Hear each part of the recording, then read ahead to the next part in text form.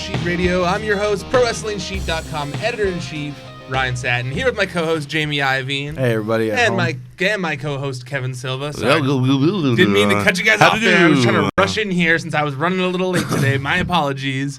But yeah, let's defensive. Jump right into things. You were talking about it as we were walking into the room, and that's Wrestle Kingdom.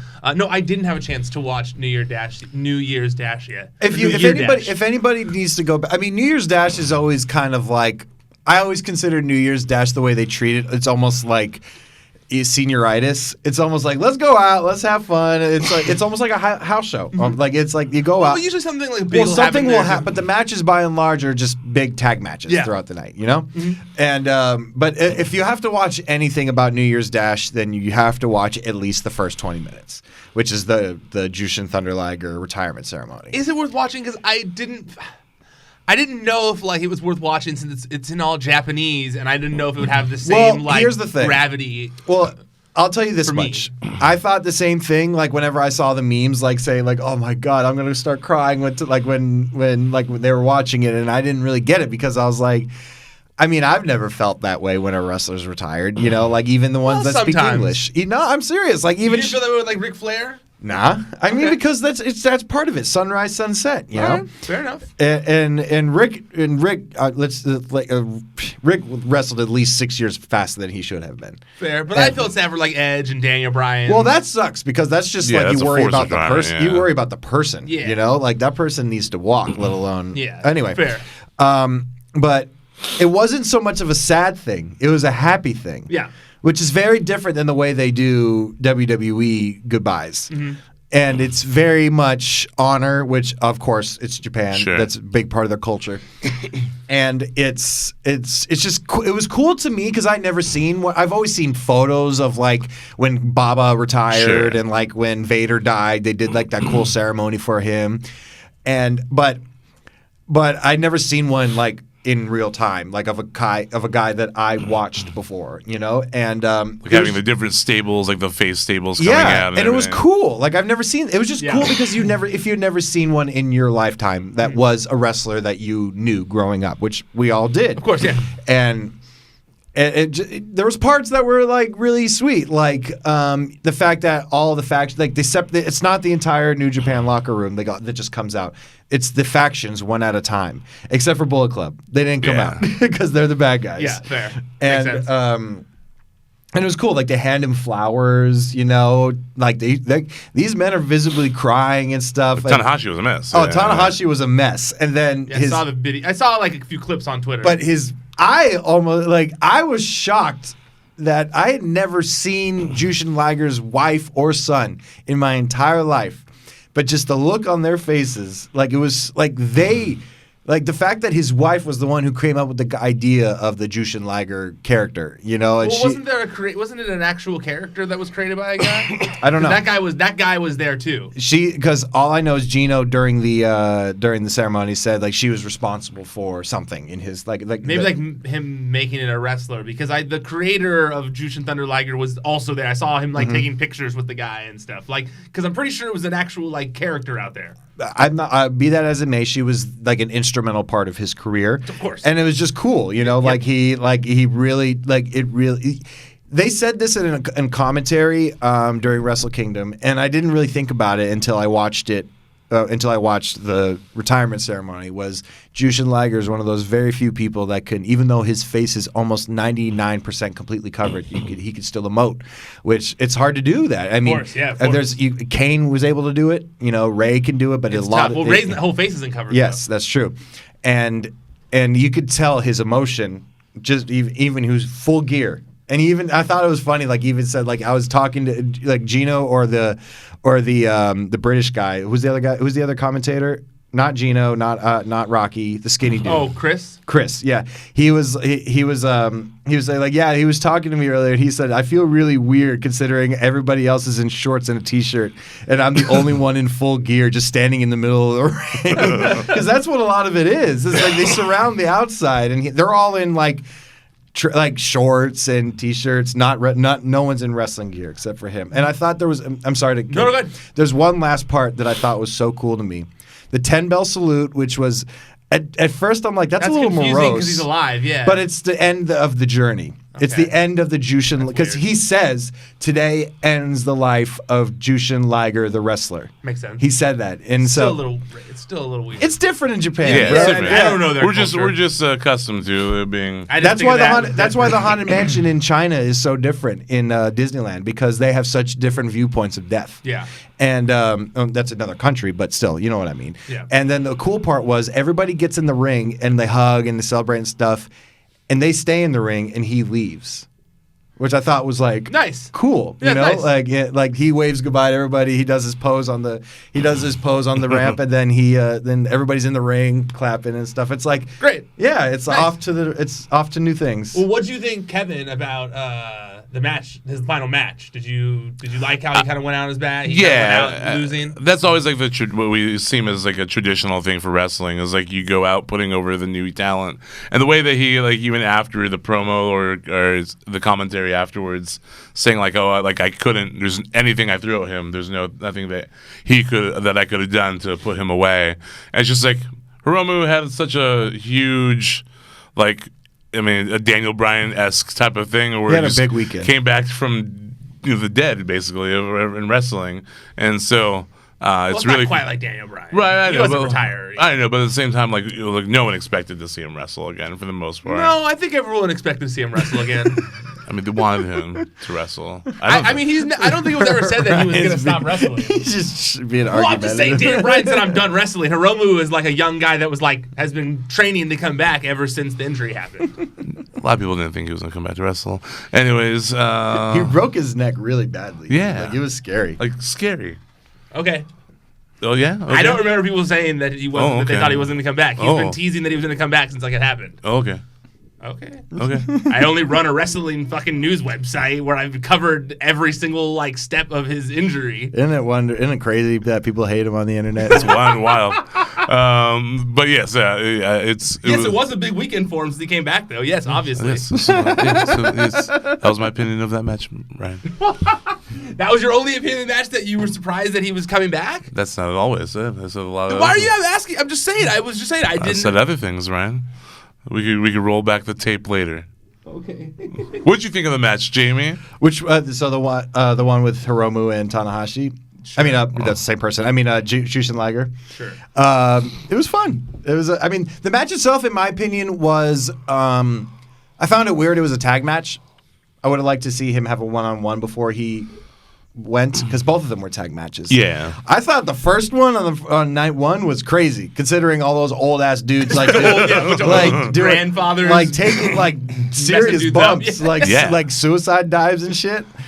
And I was like Fuji, like your favorite Tatsumi Fuji, like whatever, like how do you pronounce his last name? Tatsumi Fujinama or Yeah, I think- Fujiwara? No, it's not Fujiwara because he did the Fujiwara armbar. Tatsumi Fujinama. Yeah, he's your favorite. He was in the ring. I was like, this guy is old as dirt, and he's in the ring right now. That's crazy. Like I was surprised that Inoki wasn't in there. There was a lot of old dudes in there. But yeah, it was the matches I would have preferred one-on-one. Maybe him versus Hiromu just by itself. I don't know why, because he could still go. He doesn't need to be in tag matches. I'm pretty sure it was like I think we were texting about this. Like I'm pretty sure he picked these matches himself. Right. Absolutely. Just to make sure that he was facing the people that he want, or teaming with the people that he wanted to be in his final matches. Because it kind of made sense too that Hiromu. That it wasn't all just like he got to get some of his stuff in still, but it made Hiromu look good in the end, and then they kind of put Hiromu over like in that same spot as like the crazy guy in that same spot. So I liked it. I thought it was a good way to go out, and I thought it makes sense that he lost. And it's cool that he lost. And just a small touch. It's cool that he lost to the champion of which title he made famous. Exactly. You know. Well, and I'm assuming that was the intended purpose in that, which I like. Also, with Hiromu. That Ospreay match was insane. It was crazy. That was the Hiromu match versus of the weekend for sure. You think? I do, because It's either Hiromu. Sorry, it's Hiromu, Ospreay, Okada, Ibushi, or Okada and Naito. Right? Those are the three probably. I mean, as far as fun goes, like I really like the Mox Archer match, but yeah, as far as like crazy ass matches, those are the here's big my ones. thing. I think the 2-night thing is a mistake. and I'm going to tell you why. I get why they did it, but I don't think they need to do it going forward. I don't either, and I'll tell you why. Because, well, first off, this is the reason I was bringing it up. It's fucking brutal on talent to have to do that 2 nights in a row. Especially the caliber of matches they have. Yes. Even the G1 was taxing, but they could but there was at least a couple days in between these matches, you know? These is the next night. And I think the reason why, in my opinion, the three, like you mentioned, those 3 matches are the matches of the weekend. It goes, in my opinion, Hiromu Ospreay, Naito, Okada and Ibushi, and then Naito and Okada at the bottom. Okay. And I'll tell you why. Okay. Because in my opinion, the whole Okada exhausted, going belt toe for toe. He didn't win the second time. I think it's just all that amazingness that is Okada, the drop kick out of nowhere, the last resort, the series of rainmakers to put a guy away.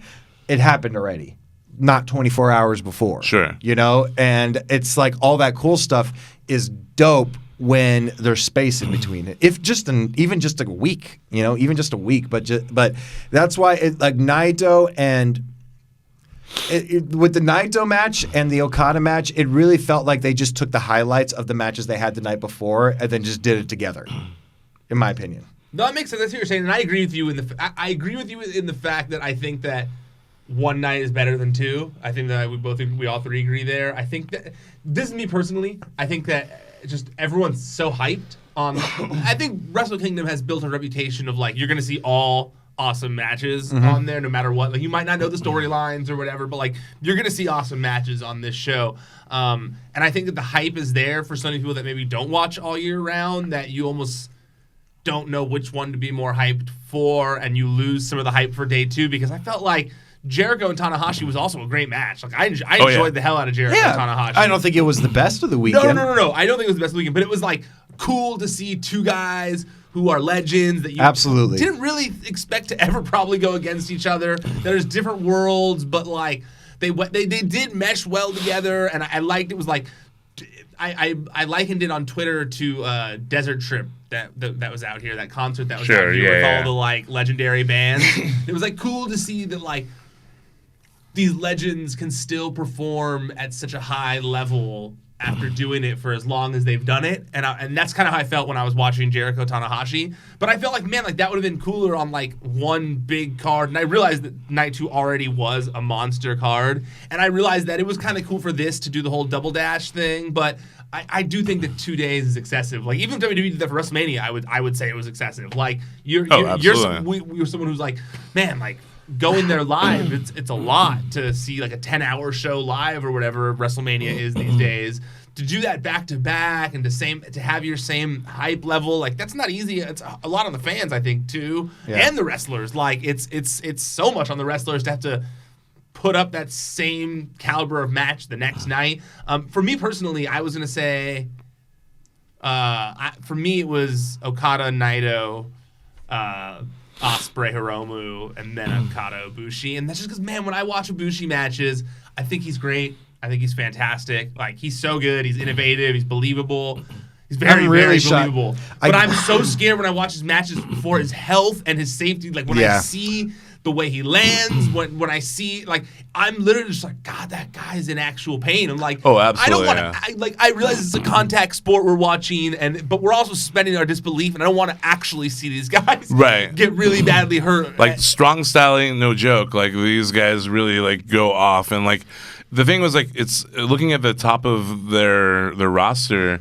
These are all guys that are have really taken tolls on their bodies in the past couple of years. I mean, Tanahashi, they've been talking about how he's talking about him retiring for so long. He looked a little slow walking to the ring when I watched the retirement ceremony. Oh, really? He was not super, gingerly, not super I'm limping, but he looked like he took a stutter step or two, which I may be tripping, but it did take me aback. It's something happened that I was like, huh. You're this is either him telling a story or this is him really hurt. Yeah, and then the scariest bump of the night that scared the shit out of me was the reverse Hurricane Rana off the top that Naito gave to Okada. Oh, that was intense. Oh yeah. Landed square on his head. Yeah, that was so intense. There's nothing else there. It was like it's like 2 a.m. and Erica had gotten home from going out, and I was like, like yelling in the match while it was happening, and she was like, because she doesn't usually watch New Japan with me because I'll watch it when she's not around and stuff. And so we were both like in there just like like the whole time. But I loved Okada versus Naito. After the past couple years of like all these awesome Okada matches at Wrestle Kingdom, you were just sitting there watching it going like, Okada's gonna win again. You know, you're like because they did such a good job of building him up. Totally. That's what's so smart about it. Like they could just go years and years and years of building one guy, and we were okay. Everyone was okay with it. It was not like kind of like the WWE system where like you kind of get tired of that guy. Everyone just loved the journey that you got with Okada. Okada, like if you had a run like Okada in the WWE, fans would be like, okay, when is he going to drop the title? Right, exactly. But no, over there, they're like, because they built him in so much of a sense that. There was a time, because the last time he faced Naito, I remember when he beat Naito, everyone thought it was Naito's time then, and people were pissed. People were I was there. Oh, for sure. Yeah, you were there that year, and people were pissed. People were like, what? We thought it was Naito's time. But to be honest with you, like, if you do look at the long-term booking factor of things, at the end of the day, it did end up working all out. They're really good. They're really good. That's one thing that I think because their booking goes so far in advance. I mean, it's not Gato anymore, but they were really good at advanced booking, like Absolutely. long term. Yeah, big time. And like we finally got the Naito win, and like and double champion, and that really great finish at the end with with Kenta, which was I rad. gotta fix a story.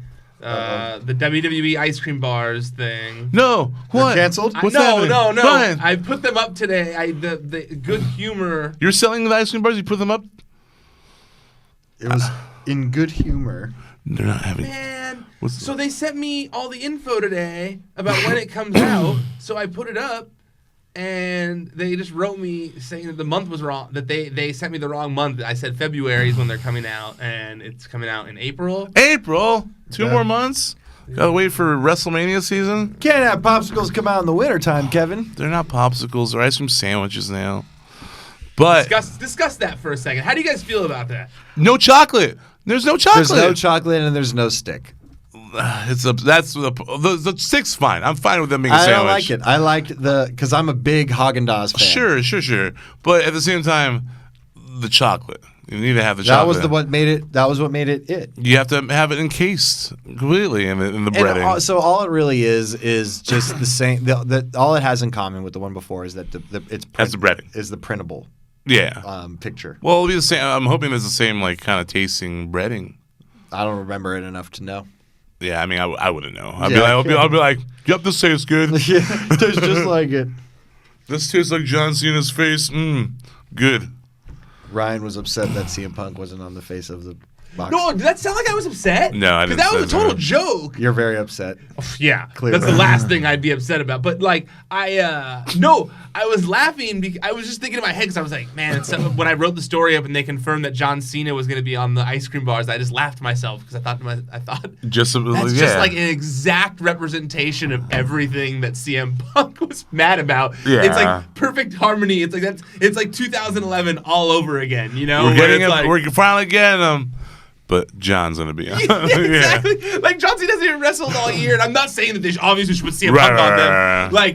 Like he's not with the company. John Cena's got a bigger position in the company than CM Punk. Way does. bigger, of course. Yeah. And it wouldn't make any sense to put CM Punk on them. I just thought it was funny that after all this time that they actually finally come out. How dare you and try has to CM joke, Punk Ryan. on, or does it have CM Punk on them? It has John Cena. It's kind of like when the rumors that Michael McGromance wasn't playing Coachella because they were not listed as a headliner.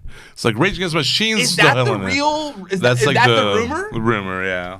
That's a silly rumor. I'm like, Rage Against the Machine? Although I do believe they were supposed to play and they didn't. Oh, yeah, for sure. Something happened. Yeah, for sure.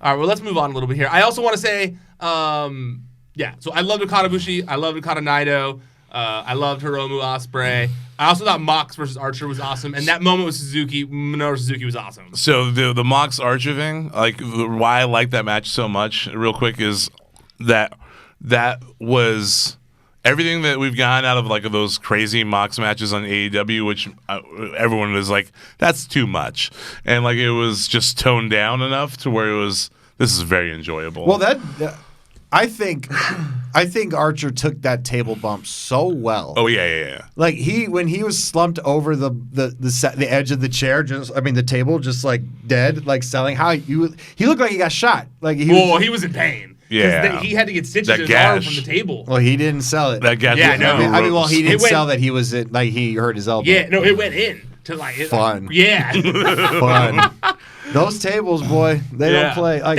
that DDT did look badass though. Oh yeah. Yeah, it did. Yeah. Yeah, no, great show all around. I did think both shows. Wrestle Kingdom was great. I enjoyed it a lot.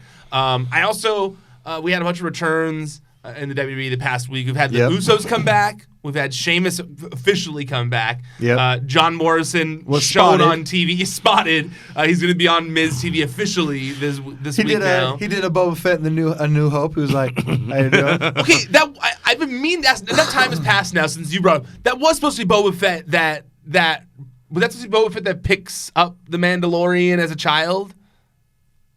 No, I don't That's think so. just a Mandalorian? No, it's just another Mandalorian. Got it. Yeah. Okay. Then what's the little time when did we see Boba Fett in The Mandalorian? Well, he's supposed to be. Well, we don't know if he's dead or not. The feet thing that supposed to be him? Like well, when we saw those random like, feet? I'm telling you, we don't know if Boba Fett survived the Sarlacc or not. He's also Baby Yoda. That's a super twist? Reincarnation. Super twist. Yeah. Okay, so and then Big Show came back this week as well. Yes, he did. On Monday Night Raw. Quickly, any updates on whether or not that was just a one-off or is he coming No, back? I'm working on it. I'm trying to figure it out. But my guess is he's winning the Rumble, dude. My guess is it's to set something up potentially for WrestleMania. If I had to guess, if I was a betting man, my guess here is that they're bringing Big Show back now just in case Tyson Fury beats Deontay Wilder. Because if he beats Deontay Wilder, right, that's the guy's name, right? The other boxing guy, I believe so. Yeah, sure, boxing.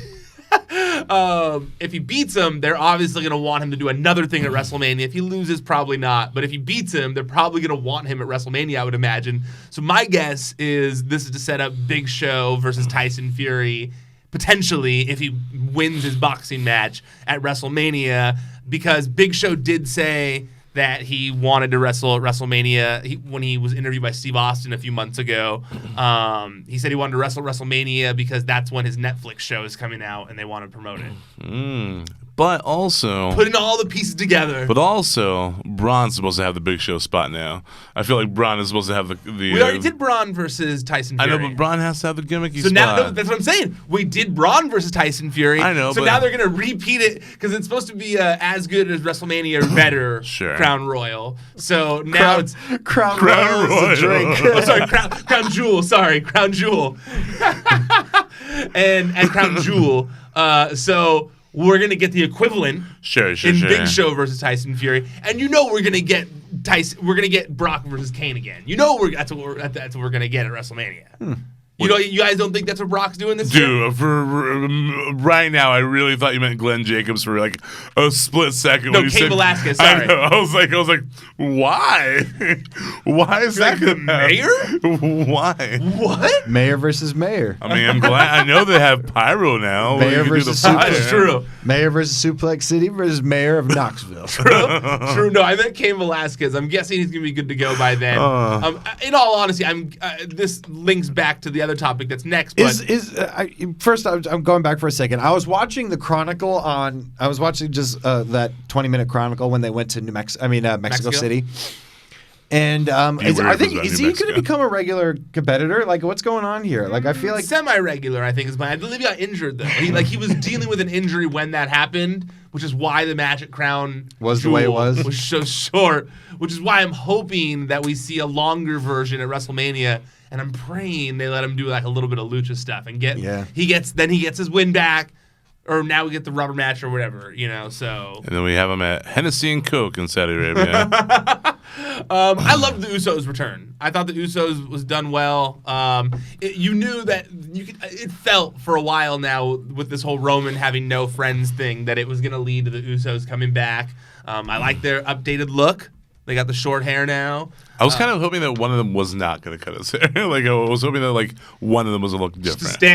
Just a little apart. different, yeah. And honestly, and I say this, I know I've said this at least 2 other times on this show in the past, but Sheamus is so good at getting you interested at his initial return always. Always, yeah. Always. Like, they're always doing a good job of it, and I was into it. I like that he made it seem like he was helping someone, and then he beat up Chad Gable, right? Isn't that who he beat up? Shorty G. Shorty G, excuse me. Come on. I wish they spelled it SHAWTY. Shoddy? Shouty G. Shoddy G. Nobody passed that message along. Shouty. It's bad enough like, as it is. Like plies. Yeah. Did you guys like all these returns, though? Absolutely. Yeah, I mean, I liked Big Show's in particular because he legitimately did not expect them to be that loud when he came back. Oh, yeah. Because he came out, he was like, oh, shit. Like, okay, like, you guys like me again. All right.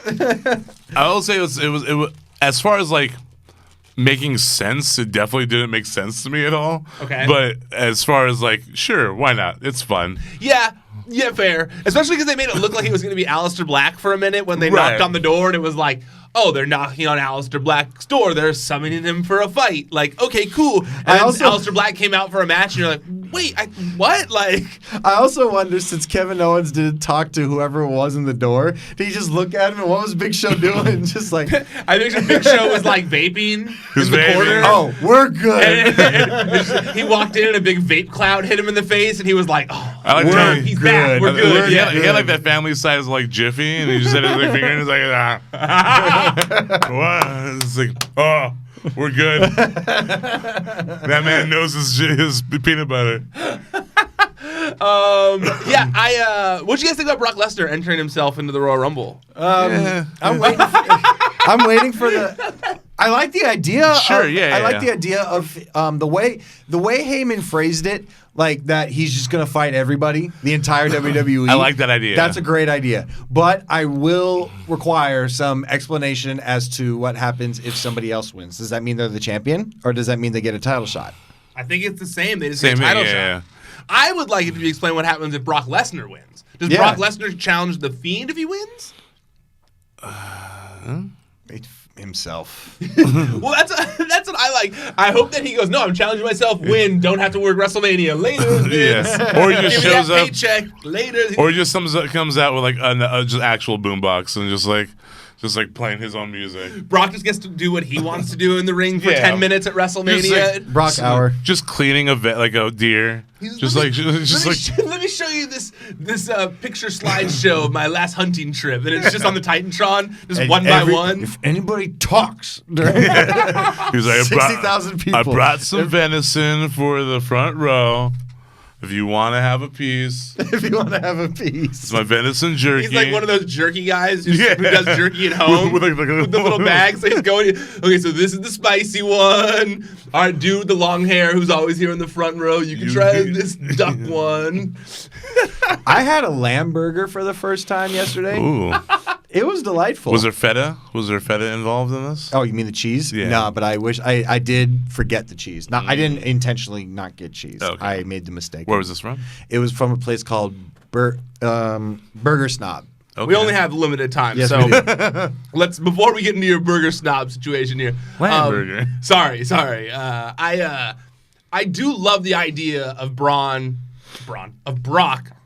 just being open game, like him being like, I'm number one, I'm running the gamut. I would like some clarification because I do think that if the champion's in the Royal Rumble, his title should be on the line. Sure. The Royal Yeah. Rumble, if you lose, there should be a trade-off, as opposed to just like he can do both, because then why wouldn't every champion do that always? Yeah. You know, like that definitely kind of messes with the idea of the Royal Rumble and the whole concept, but also at the same time, it opens up Brock Lesnar to wrestling against guys that potentially you'd never see him wrestle absolutely. against. Yeah. And for that, I enjoy it because I'm assuming he's gonna take a few people out in the beginning. We'll see a couple fun Like 10 things with him people in the beginning. gone, yeah. Yeah. He'll get put through a table and he'll go back for 30 minutes. Then Yeah, come out. because he is going to take a rest. There's going to be a big Brock Lesnar rest break. There has to be. I don't think he even makes it to the end. No, he gets eliminated by Cain Velasquez in the middle. Yeah. That's my guess, right? And then you build up to whoever's going to actually win. Sure. I mean, it's I would. I think Roman Reigns is going to win. He thinks that makes sense. That's the rumblings. I'm fine with that. Hey, we should be fine with that, guys. Tell him, Kevin. He's put himself on the back burner. You know it was him. You know he's the one that was like, hey, Vince, let's have some other people guys. hated me for a long time, and maybe they might like me if we do this naturally. And I'm perfectly okay with it. As well as you should be perfectly okay with it. Are you perfectly okay with Roman Reigns being the one to beat the Fiend for the title, though? I'd be okay with it. I would. Yeah. Because he has to lose at some point. Yeah. Maybe He if beat The Undertaker. I don't want him. I just for some reason it sounds like you're both trying to convince yourselves of this. Like I know that's not what it is, but like the inflection of your guys' voice and the tone. Yeah, sure. Yeah. I mean, he came back. But the thing is, like, if he's the one to beat the Fiend, which I'm okay with it, but I just don't want them to book it where it's like just like Superman punch, Superman punch, Superman punch, Superman punch, like over and over again. Like I don't need that happening. Getting up from every single one of them. Yeah, I just don't want it to be that at least, which fair. It probably will be. It probably will be. Yeah, There'll be a lot of that, I'm guessing. But 20 spears. I mean, the reason we say it like that is because we don't want him to lose, but we know that's just how it works. I know. It just sounded funny because you guys were both saying it at the same time, and it sounded like your brains were both trying to like come up with why you'd be okay with it at the same time, and like it was like a convincing yourself. Yeah. It was kind of like Independence Day. Like one of us is the alien, the other one's like just like talking for the alien. Yeah, exactly. Even though we're never going to get it, I just wish, because it's a shame that we won't, because there's no reason why we shouldn't, but it's just not going to happen, is no sort of Undertaker interaction. Not one. At this moment. No, I'm saying Fiend. even in the future. Like going forward, I just don't see it. I don't see it. Oh, I do. I think he'll be the one to retire.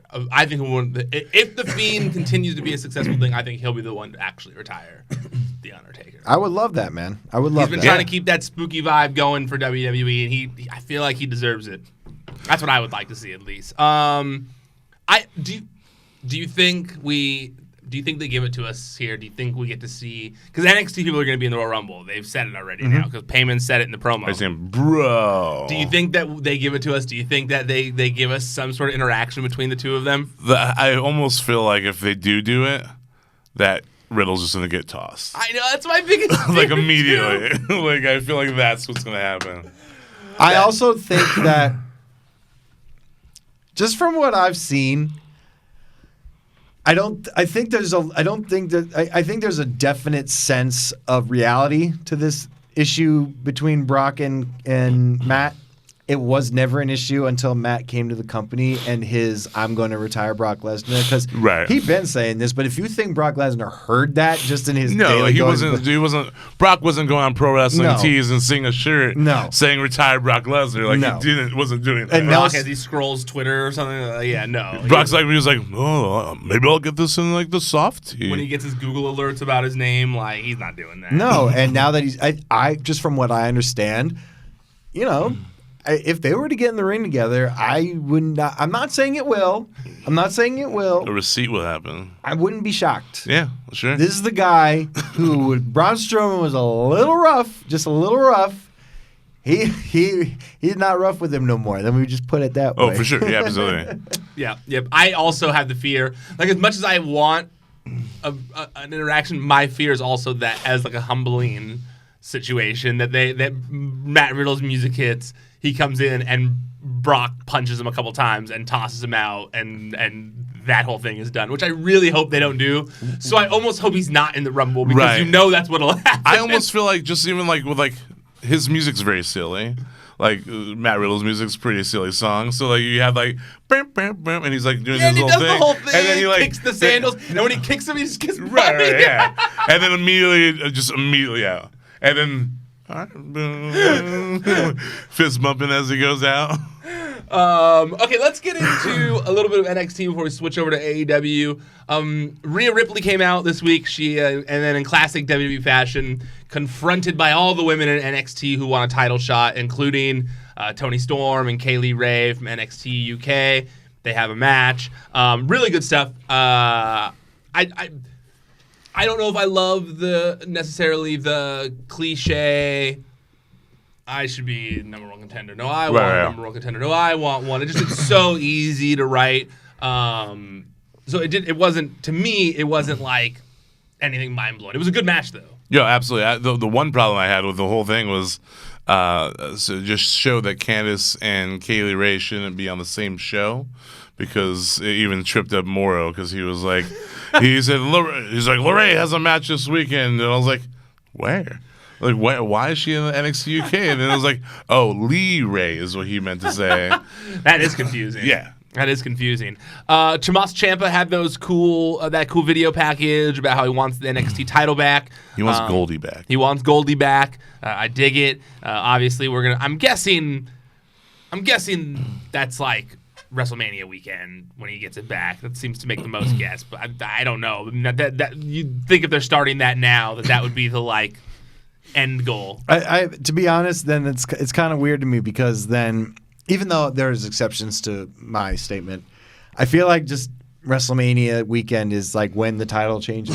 It's been that's been kind of what's been happening the past few years. It's too predictable. A little bit. All right, fair. A little bit. That's fair. That's very fair. Did you guys like the Dusty Classic matches that were on last night? I think the ones that were on were fine. Like, I think the Imperium versus Forgotten Sons and Gallus versus Undisputed Era. Right. So like you had like the obvious ones that you knew that were gonna leave those matches as winners. So I feel like usually the first round kind of gets rid of, who's expected to lose. Yeah. I mean, it was cool to see the time splitters, right? No, that's next week. Yeah, no, I'm saying it was cool that they're back together. Yeah, it's crazy. I was going to give that next, but yeah. Crazy them referencing that name, too, which is right? Time Splitters. I was like, whoa, okay. Yeah, I love that Alex Shelley is going to be doing a match in NXT. My guess is that, from what I've heard, it's a one-off thing right now. Like, he's not signed to NXT or anything like that. Where was the last place he worked? ROH. Is he like doing any training, like as far as like helping out on the PC? He did a guest coaching. Yeah, just a guest coaching, stuff. Right? They both did. Him and Saban. Him and Saban have both done ones there, and that's honestly that's my wish for 2020. Motor City is Motor City at a takeover, like Motor City Machine Guns versus Undisputed Era would be awesome. Like I want to see that so bad. And I saw Chris Saban tweeting like, "Can't wait to watch this match," and I'm like, ooh, he did a guest coaching thing too. They both done guest coaching things. Who do you think we see in the crowd at Portland? At Takeover in Portland? In Tampa. Maybe we can. Because they always show who's so far about away to get from signed. now. It's hard. It's so far away from now. I mean, if we're waiting on a signing, and if the guy wants to do some NWA power till then. Maybe we see Marty the Villain in the crowd. Marty's promoted for an event that weekend too. I mean, in Florida, they just announced that Ring of Honor is going to have a show that weekend, and he's on it. Oh, really? In Florida. That's interesting. Yeah. So, it should be interesting for sure. The Dusty Classics matches, yeah, I'm sorry, just the Forgotten Sons don't really do it for me. No, they don't. So here's the thing: is like, they're using too much of them, and I'm like, the I get it. The guy that should be out there. That should be Jackson wrestling. Riker. Isn't wrestling. It's infuriating. It makes no Can sense. he not? I Is feel he like hurt? I'd be more interested in them if it was Jackson Riker and Steve Cutler. Like, is he hurt? Why does he need wrestle? no, he's wrestling. He wrestled a match not that long ago. Also, referring to Wesley Blake as like a young up and comer is like he's been in that system for like a long decade time. or more. Not about a decade. I don't know. He's been there a while. He's been there a while. Before that, Angelo Dawkins was the longest guy sure. there, Yeah. and now it may be him. And he's a former tag team champion in NXT. Yeah, That's the Wesley crazy Blake? part. Yeah. when he was in the part of the EDM brothers. Yeah, the Yeah. Dubstep Brothers. Yeah. And honestly, Gallus, I don't dislike Gallus, but I feel like they need to have something a little more. Like it was just kind of thrown out there. They're not part of NXT Right. normally, so I didn't love the matches. They didn't click for me as much. I did love Matt Riddle's explanation for his team with Pete Dunne, though. Did you guys see I that didn't part? catch that part, actually. Oh my god, it was like the best part. He was like. Yeah, no, we don't really know each other that well, but I was like, I saw Pete Dunne backstage, and I was like, hey, bro, like, we got Dusty Classic, we got the Bro, we got the Bruiserweight, and then he looked at me and did his whole like Pete Dunne shrug, and then like I looked at him and I was like, bro, and did my bro thing, and we were like, cool, the broserweights are born, and we walked away, and I was like, The broserweights. That's the best. That's the great. best description for why. I just picture that happening too. Like, hey, bro, you want to team up in the Dusty Classic? And Pete going, and him going, yeah, and then walking away. Like it's a real thing. I love it. I love it so much. I hope he walks like that backstage. He's just- He hears the music in his head the whole time. He's like, Just in catering. so. I feel like Austin Theory versus Joaquin Wilder was short, but I feel like Austin Theory. He's gonna be something, Yeah, dude. I feel He like he's really gonna be is. something for sure. And he's so young. He's too. like the next Seth Rollins. It feels like He could be. Could yeah, be. of just like a young up and comer. You're like, they're gonna like that guy, and he's doing cool stuff. He's so strong. Like he had that cool entrance. I liked his entrance with the kind of Yeah. the space stuff Yeah. around him. I really liked the Johnny Gargano and Finn Balor promo segment. Johnny Gargano was like had like some fire. You I like don't that he was see like him really as much. fast paced. Yeah. Like, he was like, I need to get my shit out right now, and I'm gonna just like yell at you and like. He kind of has always the same cadence a lot, and I felt like it was a little different Nice this change time. for him, yeah. Agreed. And also Finn, I felt like a little different. He had more cocky swag to him. He had like that cool leather jacket where he was just kind of feeling himself. He's for sure like bringing out that accent even more as a heel. He's just Yeah. like he's like just like really laying it in there. And I like it because it feels like him. Yeah. You know what I mean? Like it does. It feels natural. It doesn't feel forced at all. You know what's crazy to me? And this may be a little random, and it is because we talked about Kenta 15 minutes ago, but this is kind of ties into the NXT thing. You know, he's still in Florida. Who? Kenta. Like living Yeah, there. yeah, I did, Yeah. yeah. Like that's crazy. He was like, I signed a lease. He's like, that's It's probably hard to what get out it of was. those. He's like, I'm not gonna break it. I'm assuming maybe because his kids are. Does he have kids out here? Like maybe they're. I think like, he just moved his family out here. Yeah, they're just like in good school systems, and so. Yeah, it makes sense. Yeah, he moved out here. You know, he moved his life out here, I believe. Yeah, but so. it's crazy. Like he doesn't even wrestle out here anymore. And No. Yeah, and in America. Yeah, no, I know. And he doesn't live in Japan. He didn't move back to Japan. He's also killing it, by the way. Actually, we feel like we didn't give him enough props either because the ending of the show with him coming out Amazing. and just fucking up Naito and then sitting on his chest was so good. I loved it. Like doing the Shibata, like Shibata I sit, googled, like, giggled a little bit because he was having trouble getting up there a little bit. He was like, "This is hard." you try sitting cross-legged on a human body. And holding two belts. And also, I liked the debut of Chelsea Green. I thought it was a little weird to have her paired with Robbie E, now Robert Stone. I feel like she's kind of charismatic enough on her own. Did they do something in TNA? No, they weren't. So why were people like they finally met up in? Because they both were doing things in TNA at the same Impact at the same time. Somebody said and then it they was got because- signed at the same time too. And somebody said In WWE. it was because he looks a little like Zack Ryder, and I don't see it.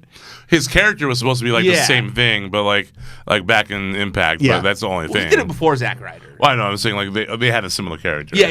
That's what I'm Totally. saying. Yeah. Totally. But I also it's weird that they have Chelsea going back and forth between NXT and Raw and doing different things. I know that she hasn't been on Raw, but she had that one match on Raw. Now she's been doing main event. Main event, then they're yeah. bringing her back on NXT. It's weird. I'm wondering what's Maybe going they're trying on to there. find the right place for her. Maybe. Maybe they don't know if they want to put her on.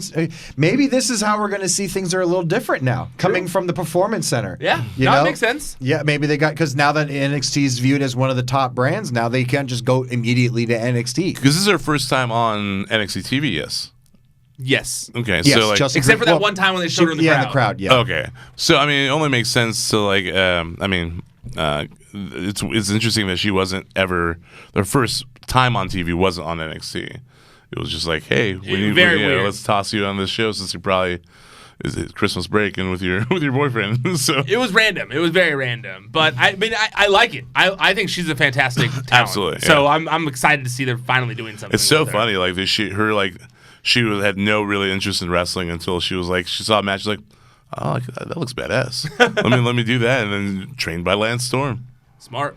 And lastly, on NXT, there was the 4-way for the NXT North American title that Keith Lee won. You mean the number one contender? Sorry, 4-way shot. Four-way for a shot Mm-hmm. at the NXT North American title, which Keith Lee won. Cameron Grimes is getting that like little spot. That's cool. What was that? Cameron Grimes getting Yeah. that spot. That was which you really think about it, you're like, how? I mean, they built him pretty well, I think, on TV as far as like, his fast wins and like the fact that he's been like kind of wild in his matches. They put him against like bigger guys. I like that promo that he cut earlier in the night before they went to the match. I get it. It's too early. But sure. I get why they're doing this. This is a great way to test out how Keith Lee runs with the title.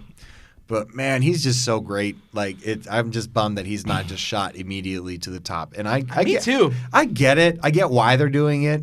But I think he's that talented. Where Survivor Series weekend alone. I agree with you. I completely agree with you. And I feel like they need to put a title on him quickly. Well, I guess if they put the North American title on him quickly, it's fine. It kind of makes things different. Because I agree with what you're saying. I also feel like they need to get out of this like. It feels like they're they're using the same guys over and over and over again right now to a certain degree. Yeah, Keith Lee would be such a huge fresh breath of air because A, he's not one of those same 4 people that have been jumping the title around, and he's the first big champion they've had, I'd say, of his size ever. Well, other than Big E. And Big E. I forgot about Samoa Joe. Well, but Keith Lee's bigger than those guys. Maybe not Big E, but bigger than Joe. Fair. I haven't seen them together. I don't know, but they're close. But that's what it'd be a change because it's been a lot of small guys lately. Yes, no, I agree. And they're trying. It seems like they're trying to get these bigger guys over. They're using a lot of the big guys on NXT right now. I just feel like they need to kind of get out of the. It feels like they're using a lot of the It's same going guys. between Gargano and Ciampa, then Cole, and then Ciampa. And not even that. I'm talking about NXT TV where it's like there's Killian Dane, and there's Damian Priest, and there's Keith Lee, and there's Dijakovic. Because their roster... And there is some sort of mixture of those guys over and over and over and over and over and over and over again. Because the roster of what... If we could pull up a list of what NXT has signed to their roster, it's almost comical how long that list probably totally. goes. That's why I'm like, stop using the same guys when they over have and over again. When they have those random house shows in like Daytona and stuff like that, it's like those are the ones to see because you see people there that you don't usually see on TV. Yep. I mean, when they came out to Riverside, it was a TV group. It wasn't like we weren't seeing like any off the cuff guys. The Coconut Loopers. Right, exactly. All right, let's switch over to AEW real quick. You got like 10 more minutes, right, Jamie? Yeah, I can. Yeah. Okay, so AEW kicked off with Kenny Omega and Hangman versus Private Party. Omega and Hangman win. Neville attacks Nakazawa again. Afterwards, Kenny runs back again. Paige drinks ringside. Fantastic match. I actually thought it was a really good match. I thought that Kenny and Hangman are kind of blending as a team well together. Yeah. I liked some of their cool double team moves. Like, I've never really liked the buckshot lariat because it doesn't make a lot of sense to me, and I think it's one of those things where I go like, huh? Yeah. Like, why would you don't need to do that. That makes don't it need more to do a flip difficult for into it. you. It doesn't add any momentum really. But for some reason, it looked real cool when he did it opposite the V-trigger, when it was like on each side and they both did the clothesline and the V-trigger on each side. Thought it looked really cool. I thought they had cool chemistry together. It felt... I still don't really understand what they're doing with Paige, like what his thing is. Hangman. Yeah. It's very interesting. Like it's a weird route that they're going right now. Like let's show him being an alcoholic. That's how it feels. Yeah. And you're supposed to be like pumped about it. Yeah. You're like, wait, but what are we pumped about? Yeah. It looks like depression. And alcoholism. Yeah, I was just gonna say that. He just like left all his friends. He's just drinking Turning by to substances.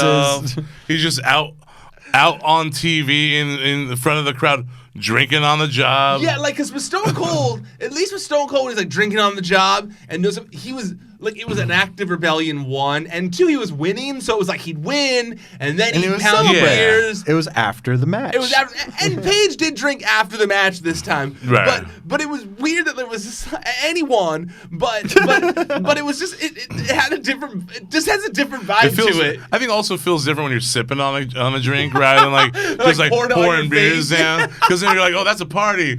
That looks very intentional. Because he like went up to the one and was like, oh, cool, and drank it, away, and then he saw someone else and was like, wait, I can milk this and just get a bunch of free beers and start moseying on down during the commercial break. Everyone's just like, yeah, cowboy shit, right? Drink my beer. Waking up with all sorts of cold sores the next day.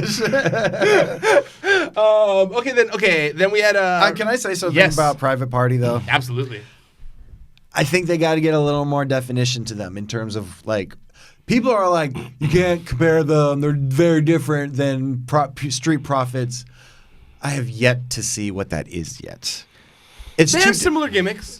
They even come out the same way. Dude. Yeah. Like with the cups and stuff. Music is similar a little too, kind of. Yeah, they're very different the way they talk and the way that and whichever one, I forget which one gets chopped and screamed at the high, like that shit is funny. But like, I'm sorry, there needs to be. It's to me, and this may sound terrible because it's like, oh, they're what? Because they're both black guys? No, it's because their characters are both partiers. Yeah. They both have party guys. Party guys. They both bring cups to the ring. Yep. They both have like similar music. Drinking is part of their thing. And so we're not the same. To me, it's almost like a poor man's version of Street Profits because these guys are. I mean, I don't know how long Private Party's been doing their thing, but there seems to be a little more polish on the Street Profits. They very well could have been doing it before Street Profits. I don't know personally, but like I mean, Street Profits are on TV first. Yeah, and that's the thing. That's what matters. Really what kind of makes it. Yeah, that's what matters exactly. Yeah, and I do agree with you that. Well, I just one of the things that would help with that is just like more vignettes. And I realized that some of the ones they had on VTE were rough. The IG Live. Yeah, one. the IG Live one I really didn't like. Not that. Not that. But something that honestly.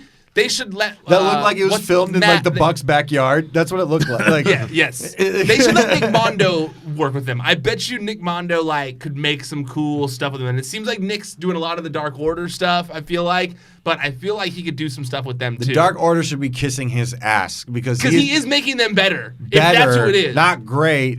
Better. But he's what's keeping them afloat. If that's what it is, it just feels like the vibe of stuff he makes. Whoever's doing those, yes, is helping them and doing a great service to them. Otherwise, I even like the weird video that they put on YouTube that was unlisted. That was just like apparently like they emailed a link to a select few people who signed up for the Dark Order. That was like the longer version of that conversation they had with the Exalted One. The evil.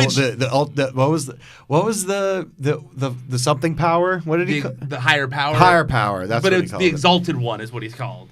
It's Vince again, damn it. It feels like it's going to be Matt. It's me, damn it. I think it's going to be Matt Hardy. I thought you said Matt Jackson. I was like, what? I think what a twist. No, I think it's setting up for Matt Hardy. Really? Because even in the last time, like the video they showed. That would make me a Dark Order fan automatically. The video they showed on Dynamite last week ended with the part where he goes, "Wonderful," like Broken Matt would do. I didn't see that. And then the one that's the full video is he goes like, "Yes, sir," like it's done, and he goes, "Wonderful," and so they're making a point. Same thing. Yeah. I feel like they're making a point of it. I feel like it's gonna be Broken Matt, and I feel like it's gonna intersect with these Free the Delete videos that he's making. That's my guess right now. That's my prediction of where this is all going. Also, Uno's going to be like, "I'll prepare the battlefield, sir." Let's talk about this one. Oh boy. Riho versus Kristatlander. We have the Nightmare Collective interference where Kong and the other girl come out. And Sonny Kiss came out afterwards. The Nightmare Collective comes out, then Brandy comes out. Kristatlander comes ringside to confront Brandy, like, "Why are you doing this during my title match?" And we get, quote, Japanese deathmatch wrestling legend Luther, who comes from under the ring. He's the bald guy that was in the vignette. He stops Statlander from hitting Britt Baker. Then he's Kong not Luther hits Reigns, right? No. He's not Luther Reigns. Apparently, he's this guy who wrestled in Canada and in FMW, who's like best friends with Chris Jericho, who was like the best man in Chris Jericho's wedding, who had retired from wrestling, who was going to be part of this, and then Kristatlander gets back in the match. She tries to fight Riho still, and then she gets interference from the Nightmare Collective again, and Riho takes advantage of it and wins.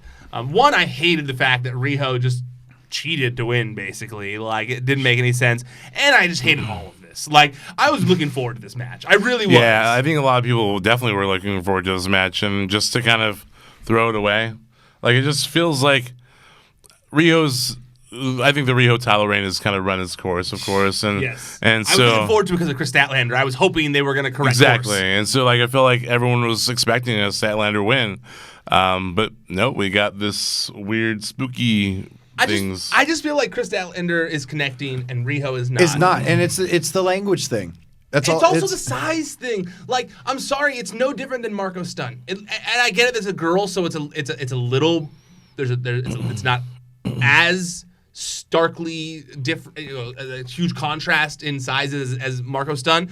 But like, even during the match last night, like Kristatlander did a vertical suplex from the top rope, a superplex, and was able to do a stalling superplex of Riho with ease. Right. Because Rio's like 80 pounds, you know? Yeah. And like, I don't dislike Riho. It's just, I felt like nothing has been done to show me, as someone who didn't know her, that she is warranted of this position. Also, I mean, like I think it was last week when they had her do like a backstage speaking segment, Britt Baker, and coming coming back from the segment or into the interview.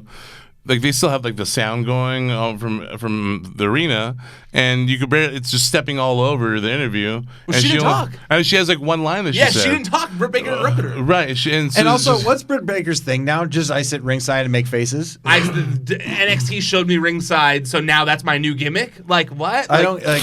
So why are you in the crowd? First off, like, you're a talent. Why are you? I hate that's it. That's one of AEW's things. They don't want to. It's it. because AEW doesn't want to do the like thing that everyone makes fun of. It's because it's funny because everyone makes fun of the side thing where you're looking at the TV weird that WWE does. But the reason WWE does that is so you can see the person's face looking at the TV. It's a camera angle shot so that it looks like you can see the person's face that there's the subject. The back of the head doesn't do nothing. It's drinking the can of soda the wrong way, just so you can show the brand to the camera. Yeah. And AEW doesn't want to do that, so they're having them sit in the crowd to show that they're watching the matches, because then the person's looking forward and you're sitting. I agree with you. There's been a lot of those things. Like, I remember when Private Party was in the crowd randomly for that Bucks match for like no reason. I also think it looks silly when they're in the audience. Didn't security at that point like also get confused at one point and like were like upset with them, like I think interacting? It was either that one or when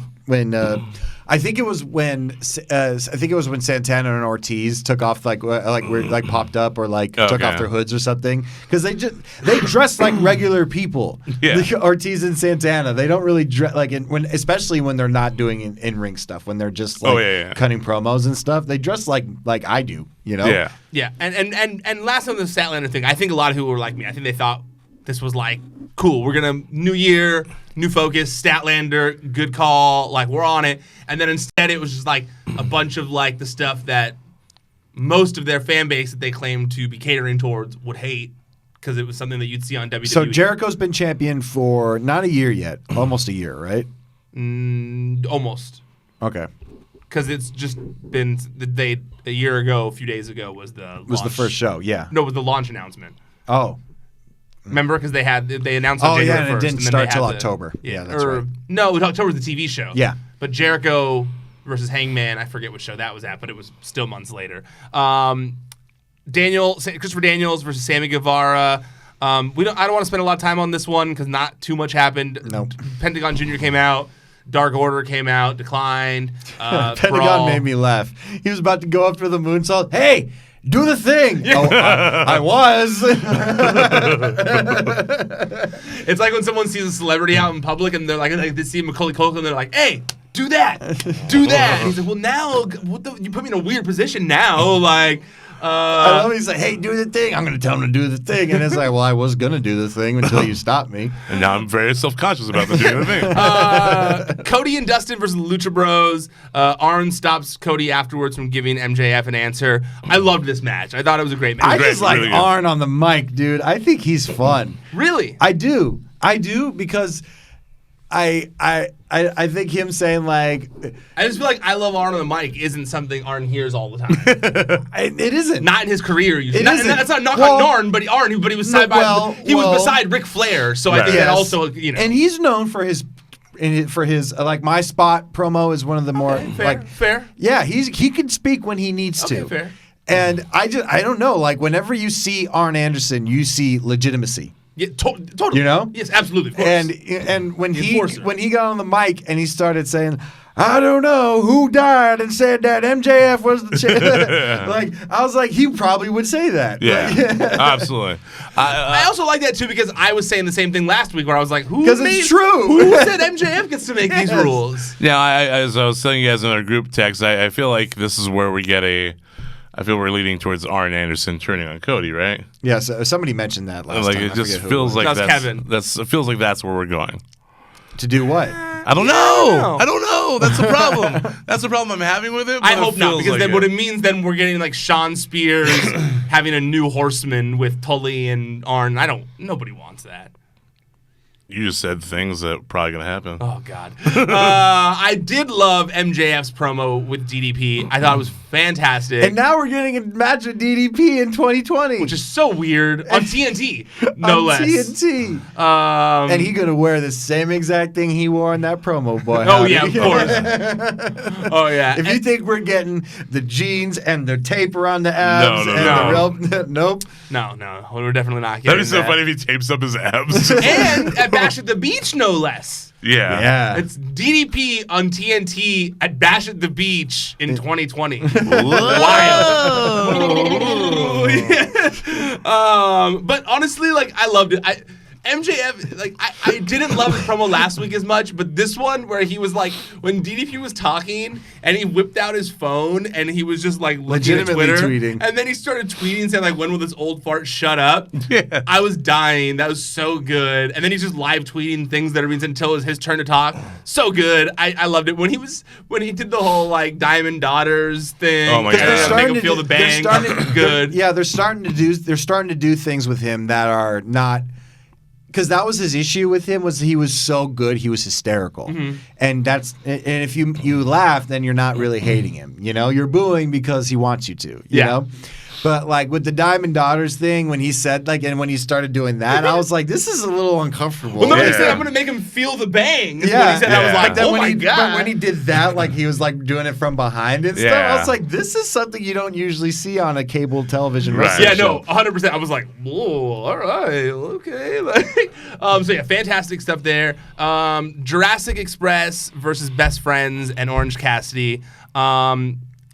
I didn't dislike it. I think Luchasaurus once again stood out majorly here. Always, yeah. I felt like Jungle Boy did a good job. It was good to give Jungle Boy a win to get things rolling for him because it looked bad on his record before where it was like 0-8 and stuff like that. But it's also weird going back to a few weeks ago where you had issues with the fact of Jungle Boy celebrating over this lasting 10 minutes of Jericho.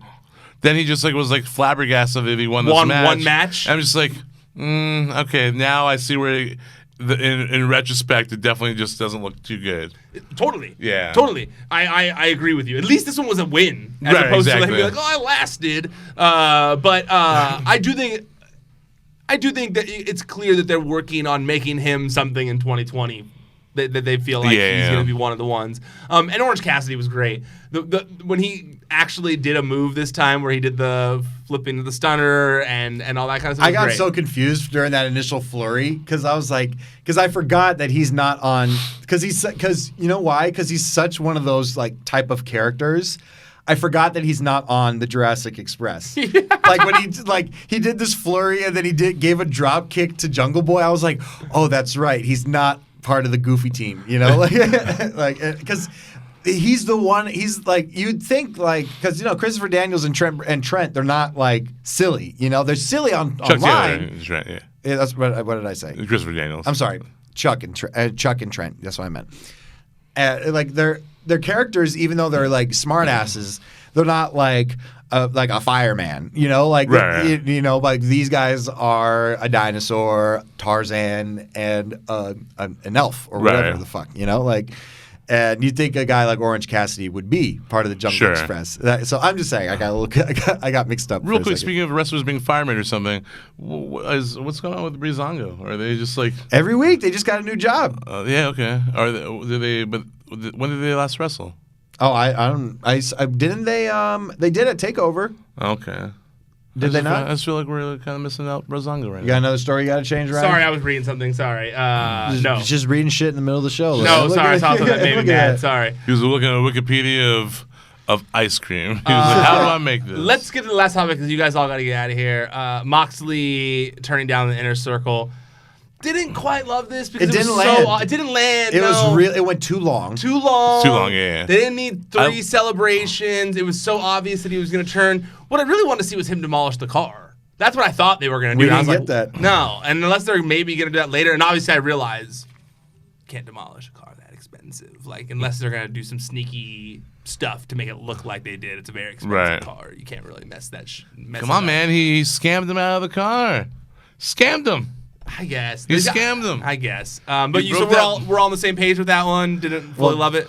I liked it for the most part. Just if it was shorter, It should was have more been concise. shorter. It got like you said, the celebrations at the end, like even Jericho said, like somebody put some music on. Like, Yeah. for God's sake. I kind of felt like I did like the fact that like Moxie at least like did a lot of like hugging Sammy and a lot of like hugging when he was Jake. like and when I they was were, when they were pointing at a fan, like you have a problem with him, you have a problem with me. right. I thought those were good spots. Yeah, but it was. I too feel like long. also they were just like, Sammy and Jake need to get the fuck out of the ring. Let's go. Yeah. Get out of the ring so I can smack him over the head with this bottle of bubbly.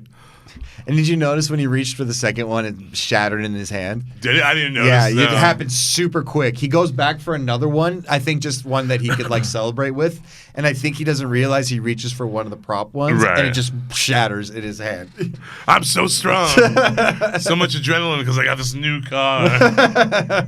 I like my champagne. Let's get out of here. Actually, wait. Lastly,